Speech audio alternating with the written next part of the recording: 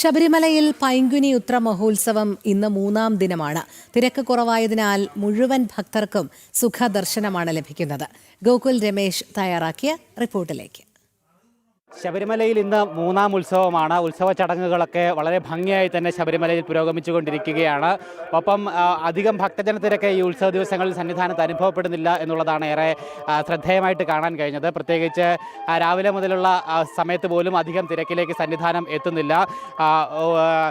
ഒരു 10,000-ഓളം അക്കത്തിൻ്റെ തീർത്ഥാടകർ മാത്രമായിരിക്കും ഒരുപക്ഷെ ദിവസേന വന്ന് പോകുന്നത് എന്നുള്ളതാണ് നമുക്ക് കാണുമ്പോൾ മനസ്സിലാക്കാൻ സാധിക്കുന്ന കണക്ക്. എന്തായാലും ഉത്സവത്തിൻ്റേതായിട്ടുള്ള ചടങ്ങുകളും കാര്യങ്ങളുമൊക്കെ അതേ മുറ തെറ്റാതെ തന്നെ നടക്കുന്നുണ്ട്. പ്രത്യേകിച്ച് ഉത്സവ ദിവസങ്ങളിൽ രാവിലെ 8:15 വരെ മാത്രമാണ് നെയ്യഭിഷേക ചടങ്ങ് ക്രമീകരിച്ചിട്ടുള്ളത്. ഒപ്പം എന്തായാലും മൂന്നാം ഉത്സവം പുരോഗമിക്കുന്നു. ഇനി 31-ാം തീയതി വരെയാണ് ഈ ഉത്സവബലിയും ശ്രീഭൂതബലിയും ഒക്കെ ഉള്ളത്. 31-ന് ശരംകുത്തിയിൽ പള്ളിവേട്ട നടക്കും. അതിനുശേഷം 1-ാം തീയതി ഏപ്രിൽ 1-നാണ് ഭഗവാന്റെ തിരു ആറാട്ട് നടക്കുന്നത്. അത് പമ്പയിലാണ് ആറാട്ട്. പമ്പാ നദിയിൽ ആറാട്ട് പൂർത്തിയാക്കി രാത്രി തിരികെ സന്നിധാനത്തേക്ക് ആറാട്ട് ഘോഷയാത്ര മടങ്ങിയെത്തുന്നതോടുകൂടി ശബരിമലയുടെ ഈ വർഷത്തെ തിരുവുത്സവത്തിന് കൊടിയിറക്കമാകും. അതിനുശേഷം അന്ന് രാത്രി ഏപ്രിൽ 1 രാത്രി ഹരിവരാസനം പാടി നട അടയ്ക്കുന്നതോടുകൂടി എല്ലാ ചടങ്ങുകളും പൂർത്തിയാകും. എന്തായാലും ഉത്സവ ചടങ്ങുകളൊക്കെ അങ്ങനെ പൂർവാധികം ഭംഗിയായി തന്നെ ശബരിമലയിൽ അങ്ങനെ പുരോഗമിച്ചുകൊണ്ടിരിക്കുകയാണ്. എന്തായാലും